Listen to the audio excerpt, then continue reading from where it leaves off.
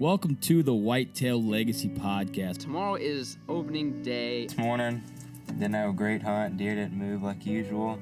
We just got set up in the middle of this bedding thicket. We've been saving this spot from the rut. I think it's a nice buck.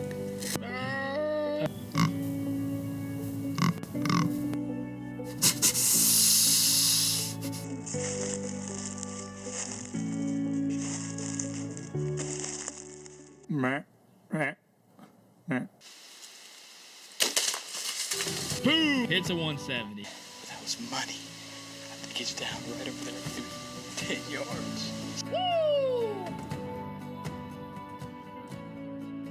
Whitetail Legacy Podcast, bringing you back to the hunt and leaving a legacy. Baller rut. Welcome to the Whitetail Legacy Podcast. Still coming in your ear holes on Prime Rib Day. That's a Wednesday. It's getting real close to the primest time to be in the woods for a whitetail hunter. We are absolutely jacked, as you can't tell. It's time, man. Our vacation's coming up. It's getting real close. Oh, yeah. We're ready to get in the woods. Me and Homie going to be spending a lot of time together. Homie's probably going to hate me by the end of it. I guarantee you there's going to – you know what's going to die? Probably about 8 Casey's pizzas. And that's all that's going to die in that vacation. But anyways, we're gonna give it hell. We got David Weaver coming on. We're talking pre-rut tactics, a little bit of rut tactics. Yeah. Early rut tactics. But this is a good one, man. There's a lot of good intel in here. I let Homie shine on this one. Try to get some of his stuff out. He's got some really good pointers in this one. Let's get into the people who make it possible and get into the show. Let's start out with the VIP. So we released it at last episode. You guys know that there's something special coming, the combat veteran. We are insanely jacked to even know about it coming out. Yeah. You know what I mean? We've known for a while, so we're super excited for it. It is it's an incredibly engineered head that is going to blow away a lot of people. I feel like we're holding back on the listeners because, we can't say a lot, but we want to get the hype up, and that's what we do. We're the hype man. Yep. I always told my friends I just want to be that hype man in the rap song that's like, yeah, money. You know what I mean? So that's what I'm doing for the VIP right now. That's what I tell the Snap group. Like, we ain't good at anything other than getting the hype up. Yeah, getting the hype up and doing some stupid videos. We got Right? that nailed. We should have been hype guys for comedians, and For we sure. killed it. Duh. We got to change the podcast. We're going something up. All right, but yeah, you guys will get to see this. Potentially, I don't know. We can't tell you. They were waiting for it. They were like, "Oh, it's right there. He's gonna tell us." I was gonna say you're getting better instead of just like, well, we can't tell you, and then you spill it. Yeah. So you're getting better. Yeah, can't spill the beans on this one, but Matt put a lot of work into this head. We know that the whole VIP family is gonna blow when they hear it, and a lot of people are gonna be blown away by how much thought, engineering went into this head. Just like the veteran, a lot of engineering. But this one, I mean, sorry to say, but it blows the engineering of the veteran, out of the water. So, all right, let's get into the VIP veteran broadhead or VIP veteran shout out. This week's VIP veteran broadhead shout-out is Brandon Thomas. He was in the Army active duty infantry for 4 years and the National Guard military police for 4 years. He was stationed at Camp Casey, South Korea for 2 years with the 2nd Infantry Division. He started as an M240B machine gunner, and at the beginning of his 2nd year, he was moved to be with the Bradleys and became a gunner shooting the 25mm chain gun. That sounds pretty sweet. And the 249 on the Bradley. After finishing orders in Korea, he was sent to Fort Riley in Kansas with the BCO 270th. This was a brand new unit that was just opening up, and they needed someone to train their Bradley gunners, and Brandon was that guy. As an E4, training E5 through E9s on system and weapon operations on the Bradleys. Brandon, we appreciate your service for them 8 years. You're stationed in Korea away from your family, so, you did some sacrifice there and a little feather in your hat for training people that were above you. So Yeah, that's pretty cool. Yeah, so we appreciate that here, and Matt and Cindy do as well. Yeah. We appreciate it, Brandon. Everybody from the VIP family and all the Whitetail Legacy podcast crew, which is just me and Homie and the interns in the back. Turn the heat up! I'll say we're done with the AC finally. Yeah.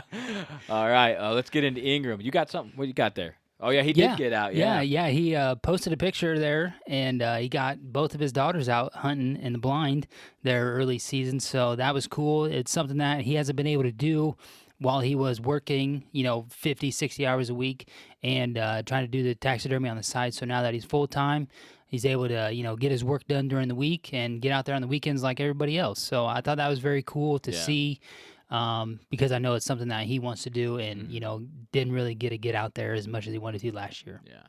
Let's get into scent lock. We're still running the mid-season range right now. That's the 40 to 60 degrees. Homie did have to break out the late season. I did. One morning, he went ahead and broke it out. I was wearing 2 layers that morning. You Yep. just had the one base and the bigger jacket, the Revenant. Yep. Revenant suit. So that's the below 40 late season. Yeah, that's the big dog. Yeah, that's the big dog. So I was really comfortable in my 40 to 60 with my base layer on. I was cold in the morning, man. It was cold. Dude, that yeah, day. you were. My hands were savage, but that pack in warmed me right up real quick. So that Cloverfield kicked our ass, and they best were part warm. about we got back all the way we wanted to go, and our tree was like 2 foot deep in water. So I was like, I'm not. The first thing I thought of, I was like, man, Dan Infalt would kick me right in the face right now for not hunting this we tree. get back there, Cody looks at it, he's like, "You got your rubbers on?" I'm like, "No, dude, it's 34 degrees out. No, I'm wearing insulated boots." It's like at 2 foot of water, and I'm like, what if we jump? And he's like, no. I was like, I'm good for about 10 inches. After that, it was like 2 foot. I measured on a stick, but we ended up finding a better tree. Yeah, and I think that's actually a better spot. Yeah, it is. So, all right, let's get into ECW calls. So, big announcement for ECW calls. He is going to be the main provider, one of the main providers for our blog content now on our website. So if you guys haven't heard, me and Homie have been putting out weekly blogs. Some other people write in blogs. We absolutely love that when a listener or someone comes in. Some people have knowledge or want to write, but they have no outlet. You know what I mean? And just like a podcast, we're the people's podcast, we're kind of like the people's blogs on a, because we've had people that no one's ever heard of do a blog, and it might be some tactic or a feeling or whatever they got going on, but we always get good comments, good reactions to it. So if you have something that you want to write or you have something wrote that you want to host somewhere, send it to us, man. We'll get you in the running somewhere, get it out there, and of course give you all the credit. Just gives you a place where you ain't got to pay for a website, pay for a hosting fee, pay for a domain, pay to have someone fix your website the way you want it. Yeah, to do like 6 blogs and then you'd be burn out. So this is a way for people to, just another outlet for us to reach to smaller people, and ECW calls and VIP are going to be hosting these blogs, helping us with the cost of the website a little bit, and this is our way of giving them some value, but there will be a link on every blog now where you can pick or go to one product that will be hosted from the ECW website. Might be a turkey call, might be a grunt tube, might be a duck call. We're going to kind of switch it back and forth and give you guys a link to go directly to their website if you want to check out their stuff or make a purchase. But, there you go. All right, let's get into the show. All right, we got David Weaver on from David Weaver Creative, man. How you doing tonight? I'm doing good, guys. How's it going? Going good. I appreciate you coming on with us. We've been trying to work this out for a little while, and we had a spare minute. You had a spare minute before catching the game, so we made it happen here. So, how's Ohio doing this year? Ohio's rocking. We got a lot of big deer hitting the dirt. I'm just waiting for one of mine to do the same. Buckeyes are doing all right, and the Brownies aren't 0-6 right now, so it's a good day in Ohio. Nice, yeah. We know Dan out there has been on them, and wife was successful. So there's been some giants out there hitting the ground. So super cool. But we wanted to have you come on. It's game time right now. It's time to get in the woods and really get after it. A lot of people are going to be taking their rutcations. Me and Homie's schedules are. I schedule mine a little bit later this year. Yours is the like the 3rd through the. Mine is the 9th through the 24th. Yeah. Okay. Mine's the 11th through the 21st. 18th. Yeah. Yeah, 18th. Yeah. So 19th, I'll go back to work. But Yep. So that's our days to really get out there and get it done. But we're talking right before Halloween now, so kind of go into how your season has went up to now, and then we'll break down what you're doing now to try to be successful. Well, my season's it's really been a roller coaster this year in Ohio. Personally, hunting 3 private pieces. 2 of them have kind of ended up being skunks. I'm dealing with a lot of outside pressure, all that fun stuff that just comes with hunting in general. But I did pick up a new piece. I'm actually really excited for it. It's a 42-acre parcel, and it's got a solid ag field on it. It was beans this year, and I got a taste of the caliber of deer that were running the area, and I was more than thrilled, to say the least. But of course, once the beans were cut, they were gone. So pretty much right now, I'm hitting them with scrapes, trying to get them working back through. I have 2 prime doe bedding areas on that property. So like you said, Halloween, pre-rut's rocking right here in Ohio. So I'm really gearing up with the scrapes, trying to get as many cameras out on them, find the primary active scrapes where these deer are hitting, checking, especially once we get rain. I'm getting a lot of big deer hitting scrapes right after we get storms rolling through, and that's what I'm really keying in on. And then, obviously October, you're getting bucks, new bucks showing up, bucks you might have seen in the years prior and everything like that. But pre-rut rocking, I've got certain deer that are my daily deer. Like I said, scrapes are a really good way to get intel, figure out when they're traveling through your property or what's going on in the deer woods. And that's pretty much what I'm up to right now, Scrape City. Yeah, that's something that we've noticed is the scrapes have really took off here in the past week or so, week and a half. One thing, let's talk about scrapes a little bit because this intrigues me and homie, and I know that you've used them a lot. Have you ever hunted bucks scrapes really close to what you believe is bedding? Yes. Now, have you ran cameras on them or just hunted them? Because I know a lot of people don't want to run cameras that close to bedding. They think it might alter. I'm gun shy when it comes to hanging cameras over scrapes near bedding, because I don't, I'm very particular about leaving scent, leaving an impact on deer, especially close to where they bed. And in my opinion, if you go in, you set a camera up on that bed and you back out, either way, you're impacting that bedding area, whether you're 100 yards away, 200, whatever it may be, or 50. You're still leaving your impact, your scent trail, you're the camera itself. Lord knows where that camera's been, in the back of the truck, a backpack, whatever it may be. There's going to be scent. No matter what anybody says, in my opinion, if you throw that camera in a bottle of scent killer, there's still going to be scent. So I really don't like to impact my deer that way.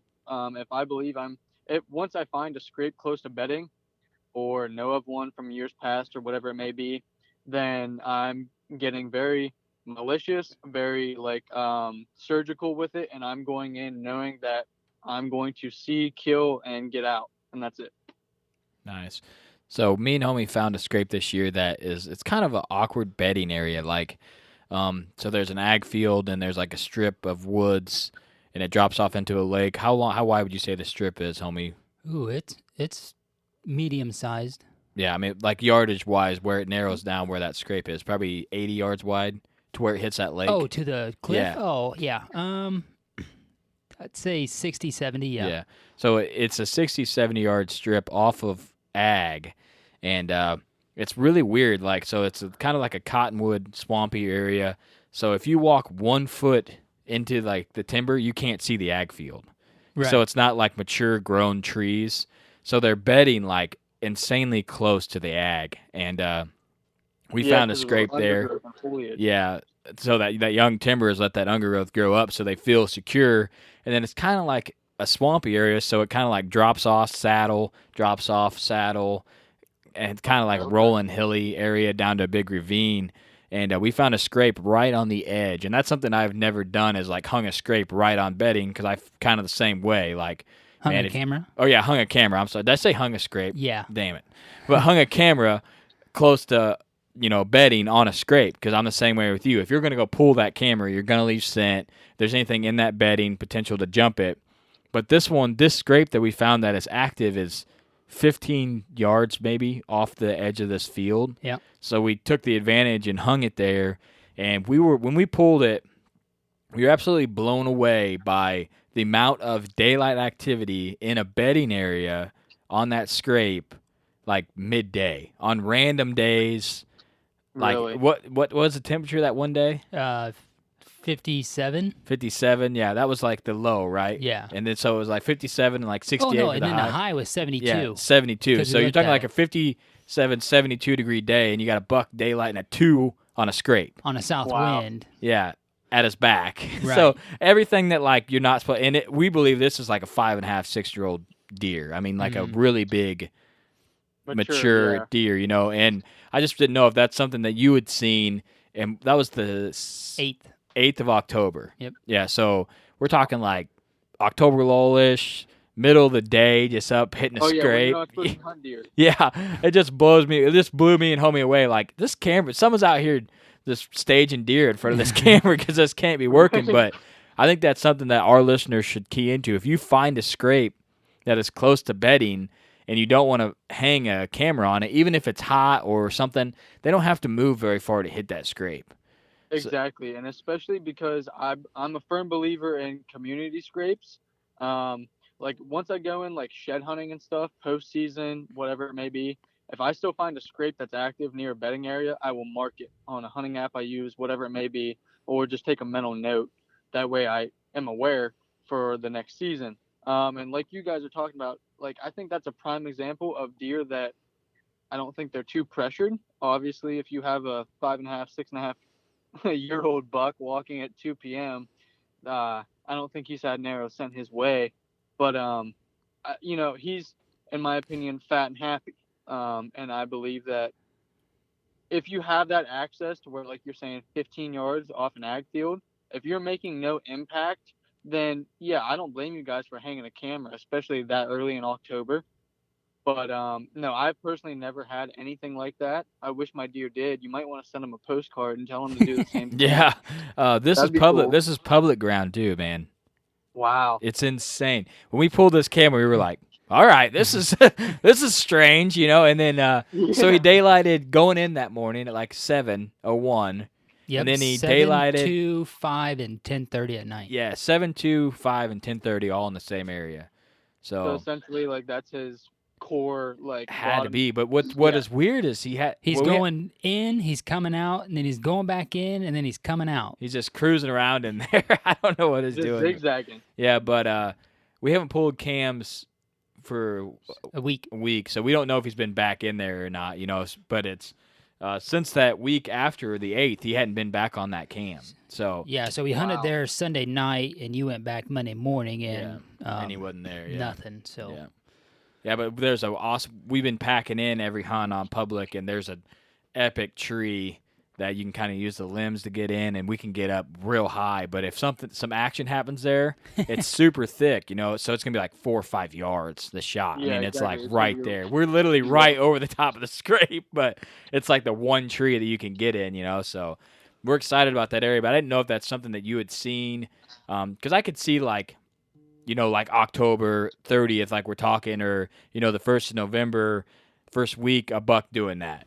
Oh yeah, He's exactly. up at 2, just cruising around looking for a doe Yeah, or he something. wants But to- that early, we were just blown away that you got a 5-year-old, 6-year-old deer on public daylighting. So, and like I said, this is a very small chunk of timber at a hole. What's the whole piece of timber there? Maybe 20 acres?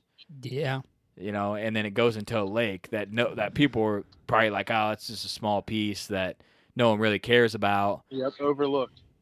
And it's surrounded by ag on both sides. There's just a creek draw and a little chunk of timber, and it's right by a parking area. Like people are walking right past it. It's just insane. But That's crazy. we found it, and there's a lot of bucks hitting that scrape. So that's one thing, especially this time. Like we're talking, you need to, like you said, you need to focus on them scrapes.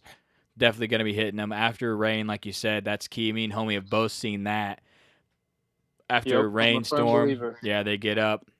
Yeah, Especially your dominant bucks.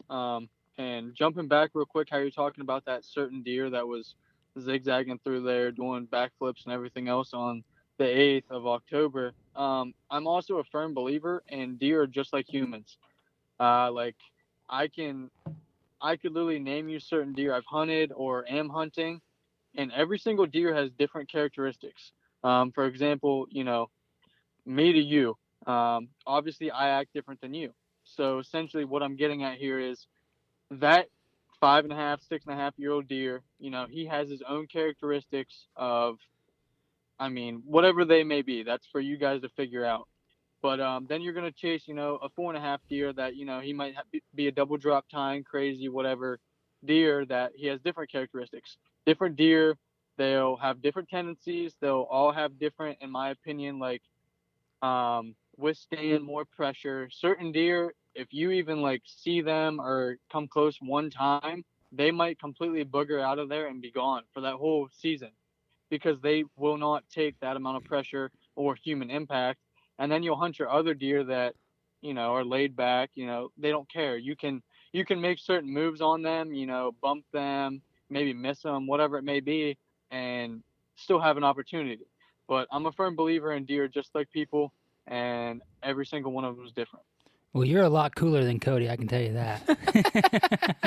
Well, I knew that. That's why I was like kind of referencing him to like the 6-year-old deer, bounce around and Yeah. For sure. him. The old broke down stud out there still cruising. Yeah. That's me.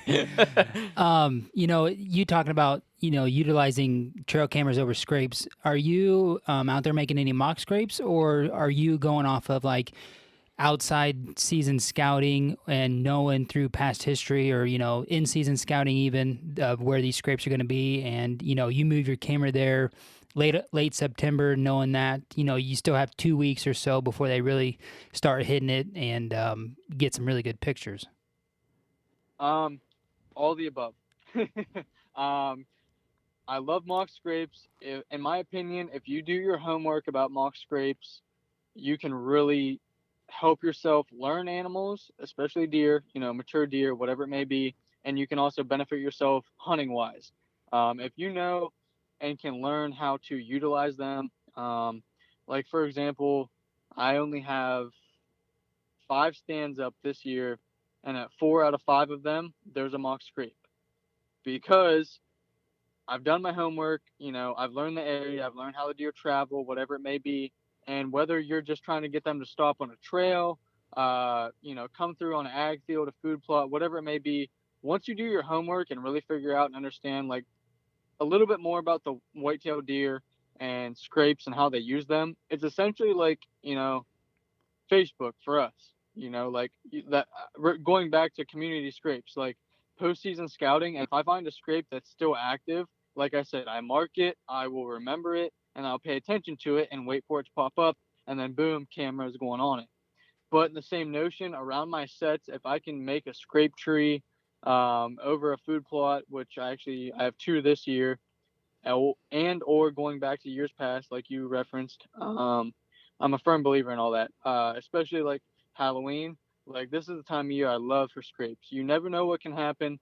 And personally, like I said, if you learn your dominant bucks in that area, public, private, whatever it may be, this time of year, those bucks really key in on those scrapes. They want to be the first to hit them after rain. They want to know who's in their area, what does, what bucks, and you really need to take advantage of that testosterone level rising. Are you big on the ropes in your mock scrapes too? Yeah, Dan kind of really pulled me into that. And then looking, like I said, doing my research, everything else, seeing other guys use the same methods. Ropes are a very good way, and vines. If you can find some like grapevines, Mm-hmm. stuff like that, they hold scent longer. And like I actually ran one over the summer on a bean field, and it was dynamite. No idea why, but in my opinion, at the time of the year, I looked at it as they were kids playing with a toy. like that's what the deer showed me. I had my camera set on video. I'd get big velvet bucks coming up to it, just playing with the vine. I'm like, all right, that's cool, guys. Do that in November. Yeah. But, Yeah, that's pretty sick. Yeah.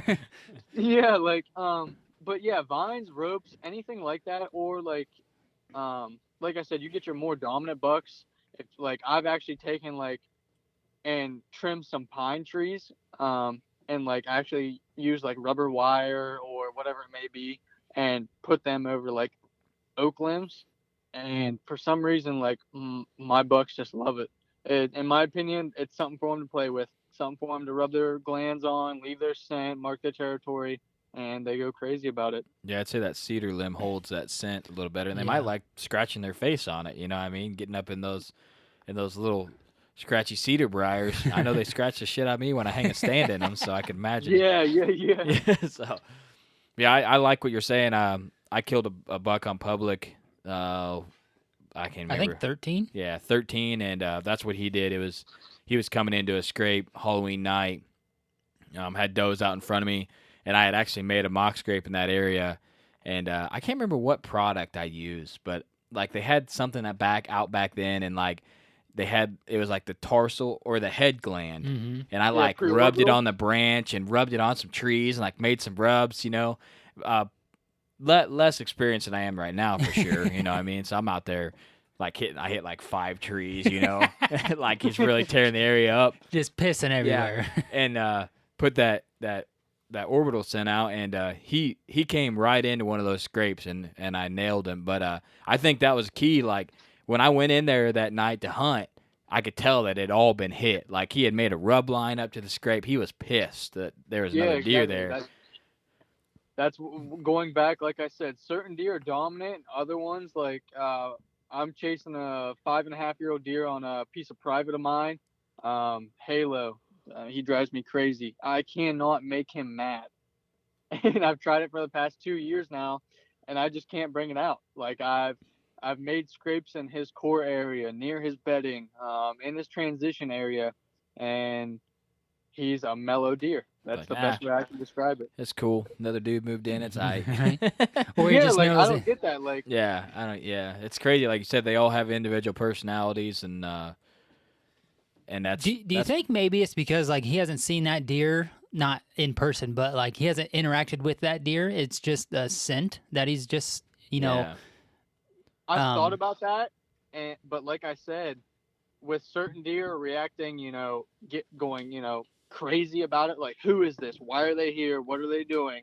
And then other deer are just what's up, man? Welcome to the crib. Yeah. This is where I've been bedding over here. There's some sweet corn up here. You know what I mean? Yeah, we got apples over there. Yeah. Beans that way. Yeah. Yeah, it's so crazy. Like you said, they all got personality. So I think that's what makes it fun hunting. But like you said, that's something for the listeners really key on. Find those scrapes, and I do the same thing. Those past history scrapes, they tend to come back. If they're not on the same tree, they're in the same area that's close. Yeah. You know what I mean? Yes. And I can't tell you the exact branch and coordinates and how many leaves it had on it, but that area, yeah, pay attention. yeah, and then I also think that what we like to do, especially the last couple years, is we've been keying in on them more. And if we see one that's kind of started, we make it a lot bigger. And I don't know if they smell. We won't even put any scent in, just that fresh dirt. I don't know if they just smell that fresh dirt and they're curious to what hit it, so they go over there, or they see that it's been messed with, or what they do. But it seems like when we alter them a little bit, then they really come in and hit it. But that's what we had a scrape last year that we thought Freeze was using, then we freshened it up, and just a couple of days later he was on it. So And even this year, Yeah, I mean, it's the way I've always tried to look at it from a human aspect is, if you came home and you smelled another guy, that's how I look at it. That's how I would react if I was a deer. You know what I mean? But like I said, then you'll have your other guys, or other deer, excuse me, that are just what's up, man? Welcome to the house. You want to see the bathroom? yeah. here's the beer fridge. Yeah, we got Bush in the fridge. But just like Cody was saying, on our private this year, we're assuming a community scrape because multiple mature bucks hit it last year. And this year, they hadn't even, been to it yet. And I went out and checked cams, moved to mobile, put some batteries in, pulled the rest of the cards, and I knew that we needed to get this fired up because we got a stand right there.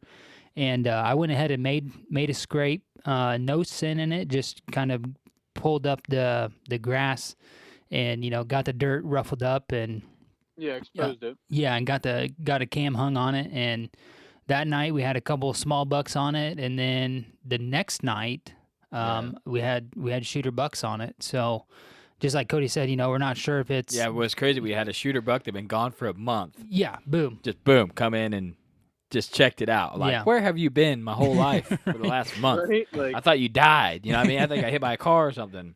We're talking like a really nice Yeah. 160s class deer, and big, like everything you want in a buck, tine length, Character. everything, character, kickers. And we're well, like, sometimes when it comes to scrapes, you just gotta give them that little boost. Like one of my best scrapes, I actually like in my when you guys sent me my story, like that was a scrape I made because I knew that buck and other deer in the area were gonna hit it. I just wanted to see what happened when I was the first one. yeah. Nice. And he doesn't like it. Like he's a very aggressive deer. Like I made it the 12th, and he hit it that night at like midnight, and then he daylighted at 7 a.m. coming to check it again the 13th. Man. Yeah, then you had the wrong wind, right? The next day. Yeah, the wrong wind, and man. I couldn't hunt him. Brutal. I hate that. That's like this spot we were talking about. Like, I hate hunting smart. yeah, you gotta have a certain wind to go in there, or man, those deer could just bed anywhere on that area we got. So Yeah. it's hard to know what wind you got. But yeah, it's tough. one thing I want to ask you that we haven't brought up, you're in ag country, right? Yeah. Yeah. How have you seen any bucks that just come out of the corn like just like they're living in there? Early season, yes. We're seeing them now, like we're driving, and then we're just seeing them like come out of a cornfield that they would have had to went 400 or 500 yards. 400 or 500 yards from any timber to a bean field, like, and they're coming out of the corn right at dark. I'm like, these are the most unkillable deer ever. You know what I mean? They're just out there chilling in the corn until dark and rolling out. But Yeah, I've definitely seen that. Even I've seen it a little bit into the late season for them trying to get the most sunlight, obviously, and warmth.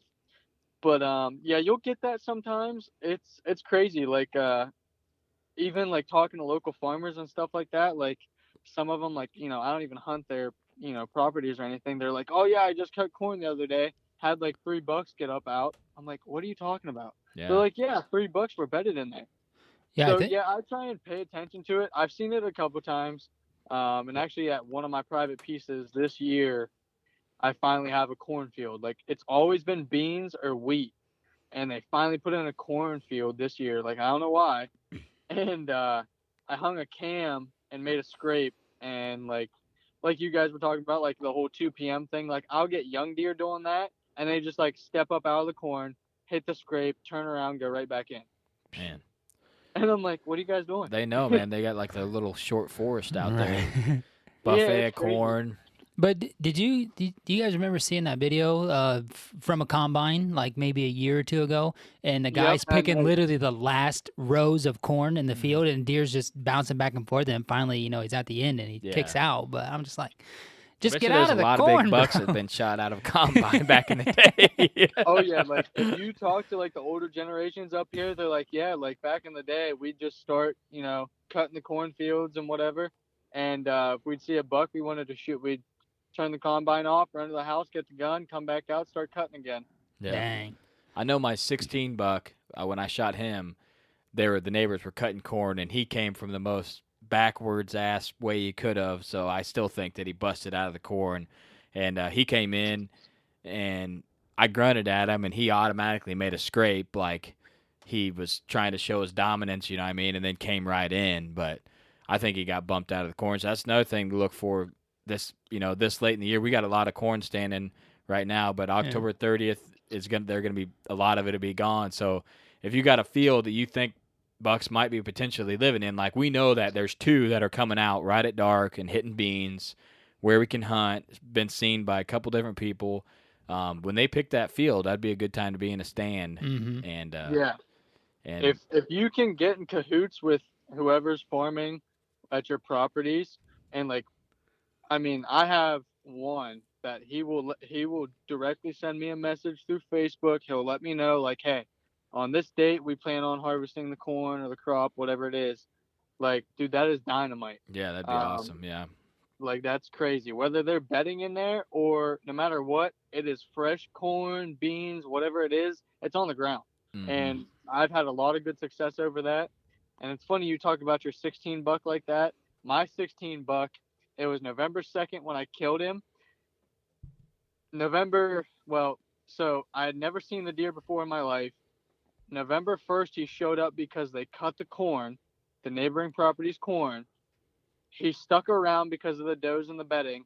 November 2nd, I went in, pulled the card, and saw he was there obviously at noon. Like, I still have the pictures. I was in a cutoff, flip flops, like it was 70 degrees. And I remember walking out and I could hear the neighbor like running machines, like I don't know if it was a bobcat, skid steer, whatever. And I was like, that deer did not leave this chunk of timber. And I went back in that night, and the same stand where I have the footage and everything like from my phone. This was before I obviously started filming my hunts. I would see 10 to 15 does a night. Like, I shot a doe out of that same stand 3 weeks prior.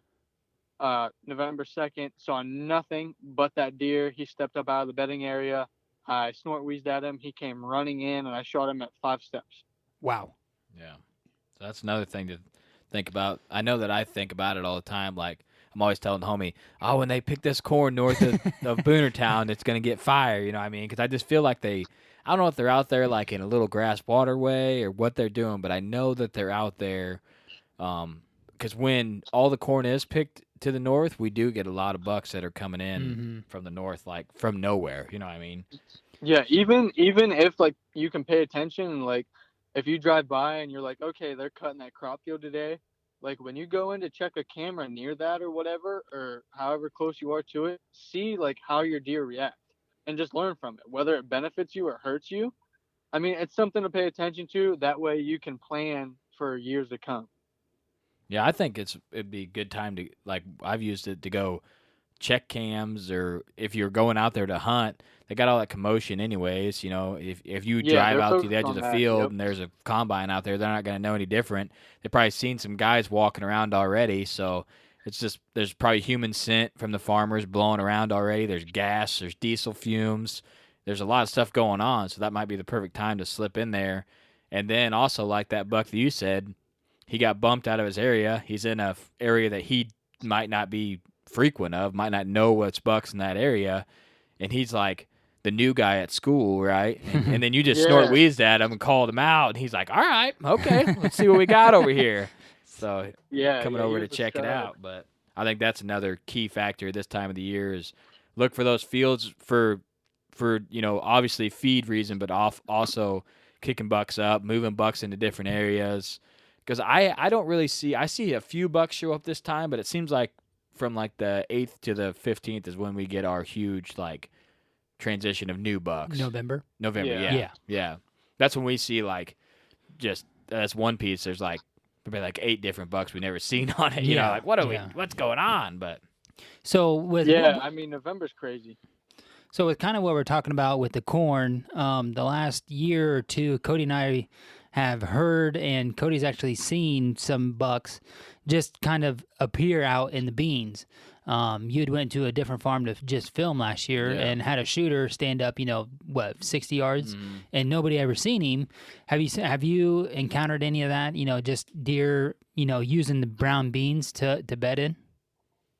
I've seen that, not as much up here, like with corn, for example. But I've definitely seen that. I love like late season hunting. Like last year, I had a standing bean field into January.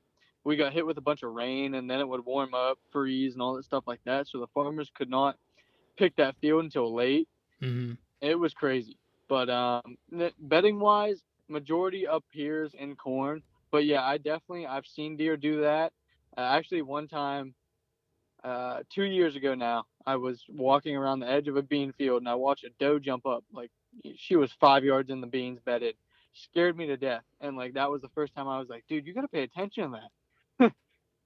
Yeah, Right. Yeah, we've seen it multiple times. Like just, I was out there filming with this Babe Winkleman that weekend, right? Yeah. Jake and Babe. I was with Babe Winkleman filming, and my buddy Jake, he was hunting on his farm, and we're sitting there hunting. We haven't seen anything. I look out in the field, and there's like a 150 out there just in the middle of a bean field. There's no way he got out there without us seeing him, you know what I mean? Right. And I'm like, where? This guy just stood up out there. So he made a move and went and hunted him off the ground the next day, but of course, it didn't work out. Yeah. But I want to transition here to one thing. I mean, this is a time of the year that everybody's really like, everybody knows they need to be out there. They're in a rush to get out to the stand. They know that they need to be there.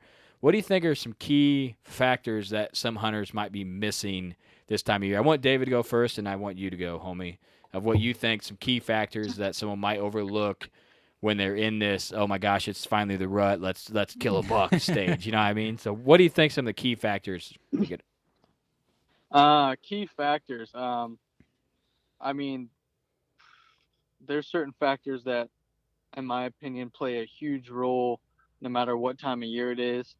I'll start with access. Like right now, there's a lot of crunchy leaves on the ground. In my opinion, you really need to pay attention to that. I'm not saying rake a 200-yard lane to your stand or anything like that, but if you can help make yourself get in quieter and more, lethal, in my opinion, do so. That's first and foremost. I could see that being huge, man.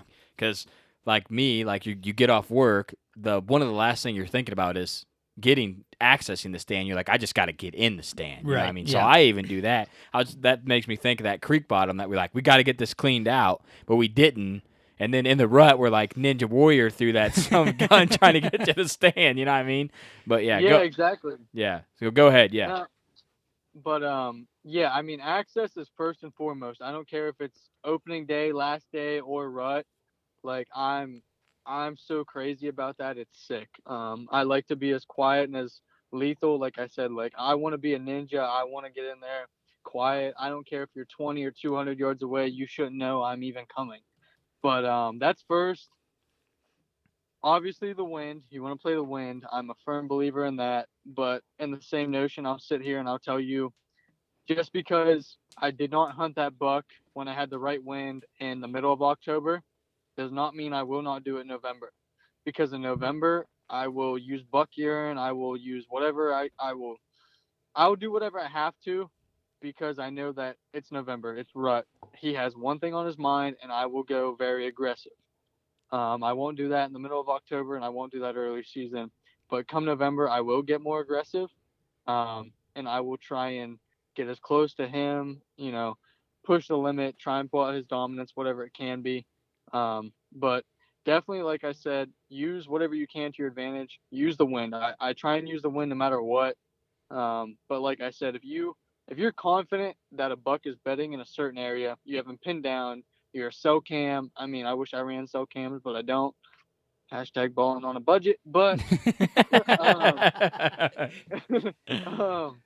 if my cameras are telling me that 5 out of 7 days a week that this deer is, heading to this bedding area, and like I'm confident with it and I can put the weather and the pressure together, I don't care what the wind is. I'm going in after him in November. Like when I know it's rocking here in Ohio, I will go in there and, I'm either going to bugger him or I'm going to kill him. And that's what it comes down to. But 9 times out of 10, especially if you're just sitting back, just hunting an ag field, then play the wind in your favor no matter what. But access, wind. That's something that me and homie just talked about today with the guys. Like you playing the wind or edging the wind or being risky. Sometimes that's what it takes, and that's how we killed Freeze last year. Is we were a little bit risky on the wind, but you got to wait till the time's right. Like you're going in there like, okay, it's the rut. I let him chill October. I know he's still on the piece. I feel like he's got a lot of other stuff on his mind. He might put up a little more human scent now. So I think that's the right way to approach it. Yes, exactly. There's a certain time of year that the white-tailed deer are vulnerable, and that's November. That's rut. When you see that chase and you see that fighting, you see all the fun November stuff. That's when, in my opinion, I go, okay, let's throw out the notebook. Scratch everything. Who can Let's I go get after? cray. Yeah. I told homie, I said, I'm going to get cray this year. You're gonna get cray. I'm going to do some crazy. But we've done some crazy I public was land saying, stuff. I had to talk you into it a little bit, Yeah. but we got it done. Compared to what I normally do and how tiptoey I am, we've done some crazy stuff already. So hasn't panned out yet. As long as But, you're having fun, like you said. oh, yeah. It's then- like anytime we get together, it's like 98% shit show and 100% fun. Hey, that's what it's all about. Yeah.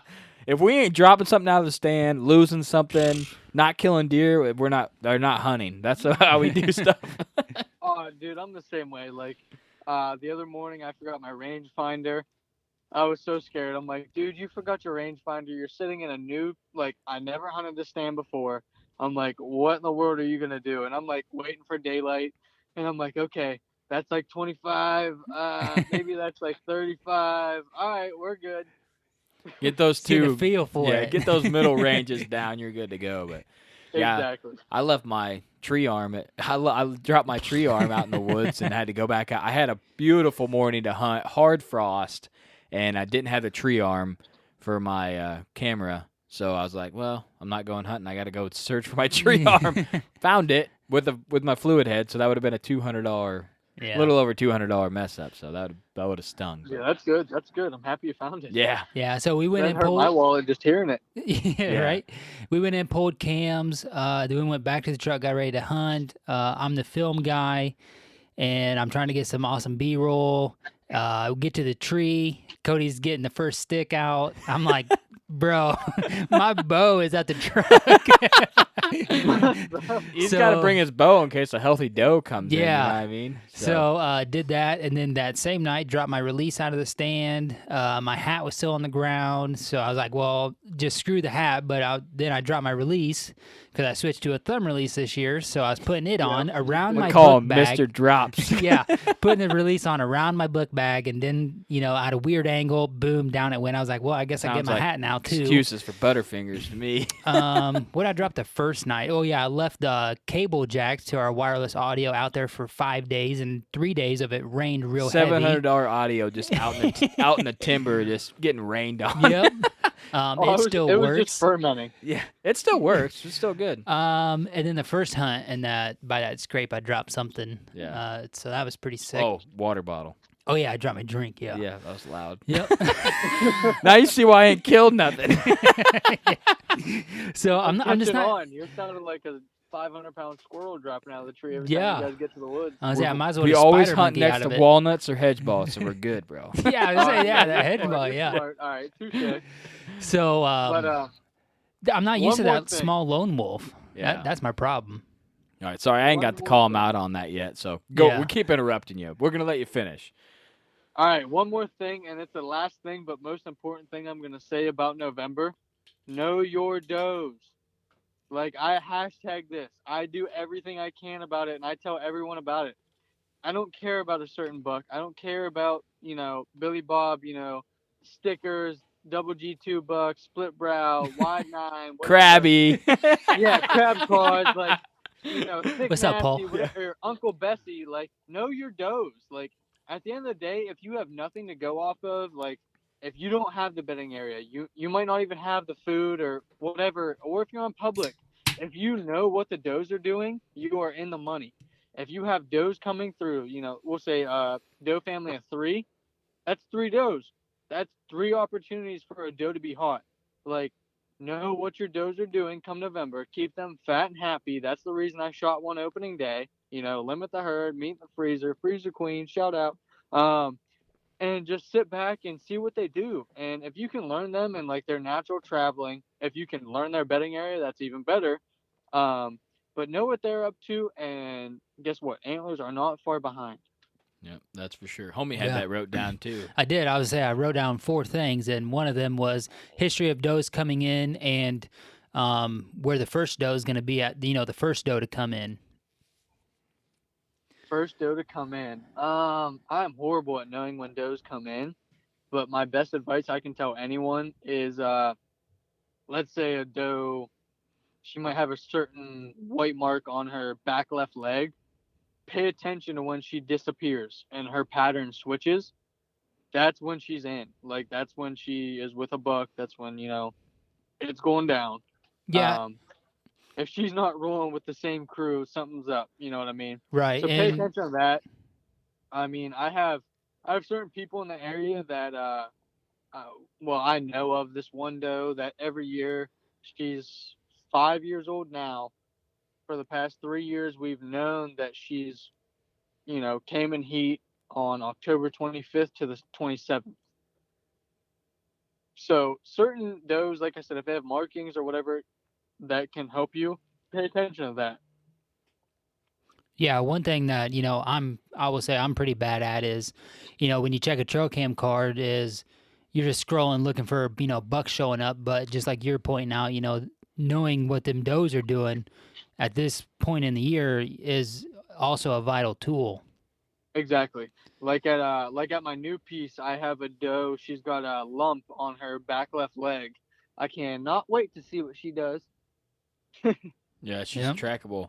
One thing I will add to that is, you might not be able to pin down a doe. You can pin down the does in the area. You know what I Right. mean? And we noticed that the last couple of years major where on a different pieces of property, this is off visual sign and camera pools, where one property on the second to the third was just in one area where that's a doe bedding was just incredibly good. And then another property, there's nothing, right? And then 4 days later on that property, is doe bedding area, it's fire. So Yeah, one of those exactly. does came in that was in that bedding area. Like we had a doe, a button buck, and a fawn. Every time we hunted one stand, would come past us, go in the bedding.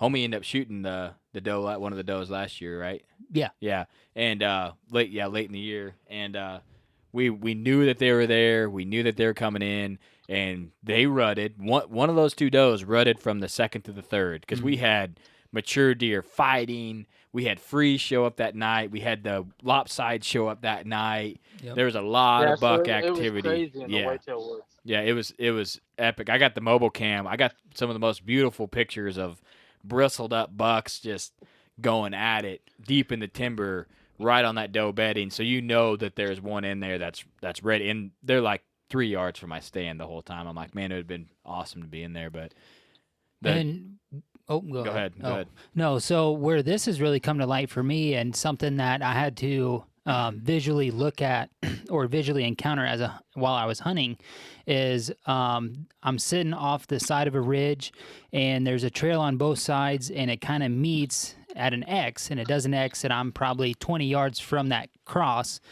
And I got a trail cam there, and there's a community scrape there. It's been there for the 3 years that I've been in this area. And just like you're saying, know what your does are doing, and you just what I've done since I encountered this is the percentage of those that stay on the west side of the ridge versus crossing over and going into the bedding area, what I call the bedding area, or if they're going deeper.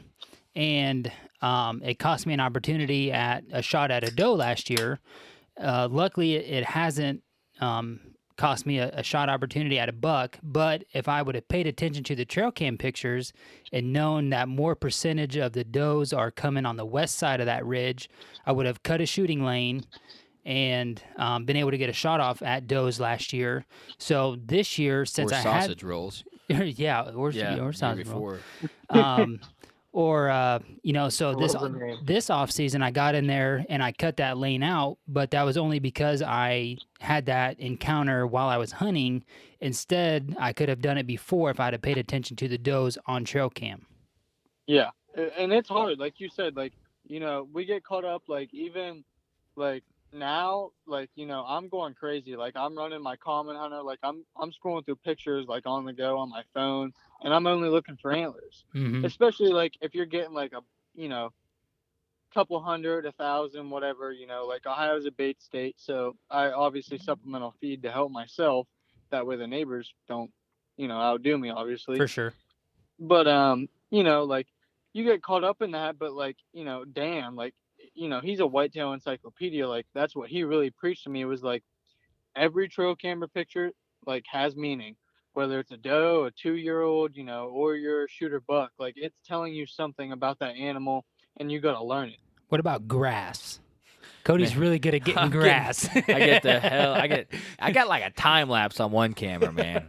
I know there's nothing there from like noon to like 6 p.m. when I get this sun pics or grass pics or whatever I'm getting. It's brutal.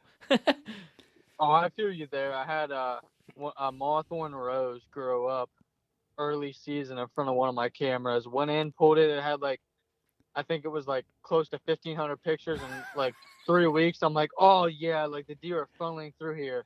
Yeah, like 1,479 pictures were like the Mothorn rose. Hell of a time lapse of the Mothorn rose growing. Yeah, it was just Savage. like a couple does and a fawn. I'm like, wow, I hate myself. Yeah.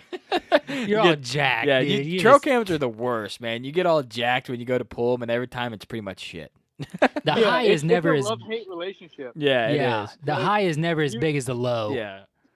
Yeah, you could get 20 pictures and like one's like a giant deer, or you could get 2,000 and maybe a 3-year-old, and you're like, yeah, why'd I even come? Yeah. Yeah. I exactly. should have let it soak for 2 more weeks, Yeah, you're like- dumbass. yeah.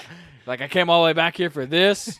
Like, we Right, went like, way back oh, there. We yeah. had like 8 does come through. We're like, all right, this is bullshit. But All we of know this- it. They're all the same direction. So if Yeah. we know there's a buck behind it, For they're going sure. to come from that way. So All this Yeah, ground scent out here for Yeah. this. Yeah, that's the thing. Like, a big thing, like when it comes to trail cams, is I don't care if it's preseason, 365. Like, I run cameras pretty much all year round, especially on my private pieces. Well, at least a few. I always spray them down. I always don't ever want my deer to catch on that, like, I'm here. You know what I mean? But I'm very big into that, but truthfully, smart deer are going to learn eventually. all my trail cams smell like beef jerky and bush light. So they're like, I don't know what this is, but I kind of like it. This guy's fun. We're going to come back tomorrow. Yeah. For sure. That's what I'm going for. I'm like, yep. So what you need to do, we can't bait. So we just need to go like put our hand in some corn dust or something. Yeah, maybe that's why the 6.5-year-old deer was walking around on the 8th. Yeah. You guys smelled like beer, and he was like, dude, you guys party, I'm in. Yeah, he's like, For I'm sure. in. I'm out here just bacheloring by myself right now. Yep. I'm like 47. Let's go to a frat house. Yeah. If we shoot that deer, we got to somebody's going to have to pedestal Yeah. him like that trail cam pic. Yeah, Cause we got a sweet picture of him. we finally got a deer that just gave us all angles in a shoot. I'm like, yeah, that's nice. Yeah, he was posing for us. He's turned back, licking behind his shoulder, And- rack rolled. Yeah, I would say, of course, we're not 5 yards away in a He tree. knows how to let the hunter judge him. Yeah. I like that guy. Yeah. He's nice. He's not going to score crazy high, but he's Just like David said earlier, nice and fat, nice and that's fat. exactly Yeah, what he is. Nice and fat. So. All right, homie, let's go over what hunters should be keying in on that they might be missing. So we've kind of touched on all of these, but the big thing is a rainstorm, like David said earlier. That was exactly the setup of my 2017 kill. Rainstorm came in, and I was setting up on a scrape, on 3 scrapes actually, on a field edge. #FieldEdgeLife. And he come in at like 4:30, so I mean pretty early in the hunt, and hit that, and then bopped in the woods back to bedding, and had a 16-yard shot on him. So I really like that after a rainstorm, and even trail cam data, it's showing the correlation between a rainstorm ending and bucks coming in to hit that scrape. Have you seen, like, is it more frequent if it's a heavy rain or light rain, or does it really A matter? light to a medium rain, like a super heavy rain, it just kind of is really dismal. A medium rain at worst, Yeah. a light rain at best. Just a good 2-hour shower, Yeah. like what the weatherman Not would like a call a shower. thunderstorm, No, but- no yeah. thunderstorm. That's bad news. Yeah, Just about I agree on that. Yeah, just about like what you could tolerate and hunt at the same time. And also, Yeah, that's something that David had pointed on is quieting down your access. It's not your leaves aren't gonna be crunchy, and you can get in there and be quiet. However, I think that the moisture in the air when it's done, them deer are gonna have that moisture on their nose, so they're gonna be a little bit more alert. So I think you're gonna have to really pinpoint your scent and your scent control regimen when you And go pay in attention and to the hunt like wind. that. And pay attention to the wind. Yeah, exactly. My second thing was David said, and we had already covered it, was the history of does coming in. Really looking at your trail cam picks. We kind of covered this. A quartering wind. I'm not saying. I'm saying for like the next 2 weeks here. First 2 weeks in November is when you can really get aggressive. Make that deer feel like he's secure, like he's got the wind, but he doesn't have it at his full advantage. And I was talking with you that last year when we were talking about trying to kill Mr. Freeze.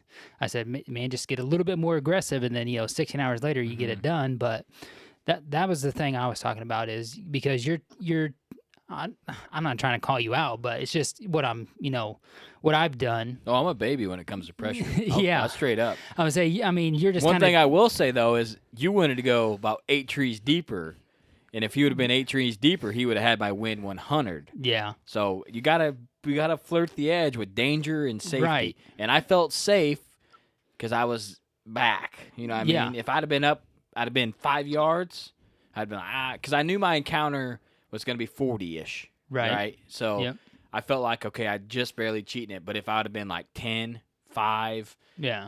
that's when I would have been. But you were right. You gotta flirt with it a little bit. And like David said, this is the time of the year. Yeah, I would say I feel like that there is really a week and a half, almost a 2 week block to where you can really put that to kind of the back burner of what you think about when you're going hunting. Yeah, there's a lot of hunters out exactly. there bouncing around. They're probably getting bumped all over. Yeah, anyways. they've seen pressure by now. You know, and what they I'm just saying? want to stick with a hot doe. So if you can be lucky to be in the right area where Yeah. they're on a hot doe, As long as she don't bust you, you're solid. yeah, those damn does, man, they're And I think she's gonna bust you more off of moving than win first thing. I'd And rather be lucky than good any day. for sure, I need to be lucky more often because I'm not very damn good. And another thing that I picked up on last year with having DeerCast on my phone is the jury's talking about having like a 2 to 3 day period of having like a straight south wind, and then it flips to like north for a day. And, that's obviously something I haven't been able to have like, years of experience talking about. But it's something that kind of piqued my curiosity because they seem very passionate about it. And something that they've hit it on a lot on their app last year. And it's something that you and I had talked about last year. It was like, well, we got that wind switch, so I can't really say much about it, but that's something that has piqued my curiosity and something that I have been something paying you're gonna attention pay to. on trail cam picks and Yeah. and hunting a little bit more. And then that's one thing we like to do. We're still so new at this, Scientific deer hunting. yeah, scientific, like picking an area, going in there and killing a certain buck or 1 or 2 bucks. Yeah. Because like you said, the rut's one of those times when any buck could come through and you could be successful, but to have a target buck, figure out how he's using the property, and then kill him. The rut's the hardest time to do that. Mm-hmm. Most people say, but I feel like if a buck has a small core area, it's one of the easiest still. Like you said, some bucks travel 8 miles during the rut, and some bucks travel 800 yards. You know what I mean? I mean, if you watch Midwest Whitetail, like the rut. I mean, because there's guys on there that are just killers, and they're just picking out a buck, and they're just going after him, and it's usually like late season they get it done. Yeah, it's not the rut. They don't even see that deer during the rut. So, but another thing with that whole wind switch thing is temperature wise too. Like if they have if it's really cold and then it warms up and it's sunny and that pressure's up, then it just makes you feel good. Just like right now, I don't like getting out of bed because I don't know if it's gonna be cloudy or if it's gonna be sunny because it's dark out. Yep. But if I know that it's gonna be sunny, like in July, I know it's gonna be sunny. I'm up. I'm feeling good. I'm ready to go. So those two things with jury are just kind of something that I'm gonna pay attention That's to. a good tactic to look into. I'll make sure you're dotting your T's and crossing your Yeah, I's. please, because somebody needs. Yeah, definitely pay attention to that. I've never really paid attention to that. I'll have to go back through some trail cam history and see what certain deer did on wind switches. That's new to me. I like that. Yeah. Yep. It's always something to look toward. It probably means nothing, but We better write this down Yeah, on the write it podcast down. journal because I might the have first time homies ever had a good idea in history. yes. All Might right. have did something right here. Well, we're going on an hour here, David. Go ahead and hit the listeners where they can find you, where they can follow your season, and kind of what they can expect to see on your page. So you can find me on Facebook, Instagram, YouTube at David Weaver Creative. And I'm just gonna post the real stuff, just like these guys. I'm trying to let you guys know what's going on the daily. I like taking cool pictures. I like, trying to be professional. But at the end of the day, I'm gonna keep you guys up to date on what's going on in the whitetail woods, especially for me. And that's pretty much it. Whether I'm seeing 5 does in November and no bucks, or I kill my booner November 2nd again. I love November 2nd. Just saying. But I'm gonna keep you guys up to date. I'm gonna keep it real, honest, and show you the truth. Yeah, I like some of the tips that you were giving there early season this year. Some stuff that I didn't really think about, and you can learn. Like you're actually teaching people through your page and your content. Yeah, that's one thing appreciate that it, guys. that's one thing we think That's is what I'm super trying to cool. I'm 27. You're 21. I don't know exactly when you started hunting, but it doesn't really matter because it don't matter if you're hunted a year or 2 years. There's something that I can learn from you, and that's one thing that me and homie always like to say is even if you think someone may be less experienced or anything younger, hadn't been hunting as long, they know some stuff. They've had an encounter you haven't had. They got a story that you haven't had. So the chance of you learning something is there. So I like when you post stuff like that. It gets people engaged. It makes me ask the question in my head, like, have I ever seen that? Or I say it a lot. Yeah, I'm exactly, like, yeah. I always say, would that work for me? That's the first thing I say. Would that work for me? And I'm Yeah, not. exactly. Yeah, I'm not like trying to call the guy out, but it's just different area. Just like me and homie say, we couldn't come to Ohio next week and kill a deer. No. Just because we don't know, No. we don't know what it's like. So Exactly.